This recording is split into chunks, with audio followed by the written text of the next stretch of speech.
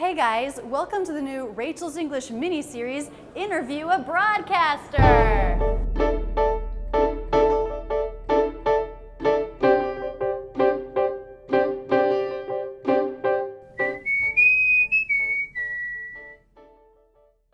Hey guys, I'm here with Kate Snow.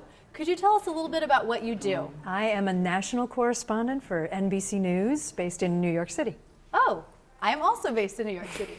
Now, I don't know if you know this, but another term for the standard American accent is broadcaster English. So people all over the world are looking to those who deliver news in America as a standard for how they might want to speak American English. Which is a little scary. We're not always perfect. That's true, that's fair. But I'm curious, where are you from? Did you have to change anything about how you grew up speaking English as you went into this field? That's a great question. I actually find this subject fascinating because there are so many accents in America. I grew up in upstate New York. Okay. So not New York City, but way north going towards Canada. And I had an upstate New York accent, which luckily is not a very harsh accent. It's sort of Midwestern. It sort of sounds like Ohio, Illinois English.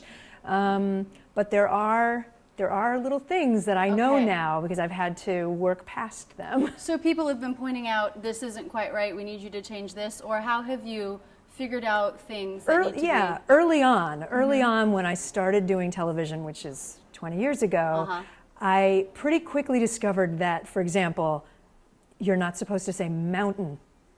That's how I grew up saying mountain, mountain, like a peak. Right. I would say mountain, mountain. Or on your shirt is a button. Button. Right. That's a very sort of a glottal stop or something. So on that's camera they're saying make it a real T sound. Button. Mountain. So I had to teach myself. I've had a lot of people ask me over the years about the pronunciation of words with a T schwa N, like mountain, button, sentence. It's true when we're speaking on TV or into a microphone that we tend to make more true T pronunciations. I actually tell my students it's okay to make a stop T here, but be careful about the next vowel. In some regions in the United States, people will say mountain, button, with more of an as in bed vowel. We want that to be a schwa, mountain, button. Though certainly in some more formal situations, more people will make a true T, mountain, button, sentence. And even now at NBC News, I'll sometimes be in our tracking booth with a microphone recording my voice, and I'll have to pause and say mountain, mountain. So you still have to think about it sometimes. Yeah, I do. Well, that brings me to my next question, which is when you have a transcript that you're preparing, how much time do you spend with it? Do you have anything special that you do as you're working with the text? Well, I write all my own pieces for NBC News, so for Nightly News, the Today Show, Dateline. I often will, if I'm collaborating with a producer, I often will write many drafts. Many drafts. Did you notice how she dropped the T? We do this a lot when the T comes between two consonants. This is easier to pronounce. Drafts, drafts.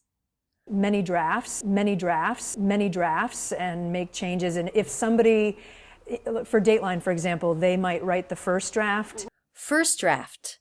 Here it was singular. The T wasn't between two consonants. It was simply part of an ending consonant cluster. So the T was clearly pronounced. Draft. Let's compare drafts with draft. Drafts, draft, drafts, draft, drafts, draft. I will go through and sort of make it my language and take out words that I know are difficult for me, paraphrase things in different ways, maybe if I know I might stumble on a certain pronunciation. So speaking of, what are some of those words that are difficult?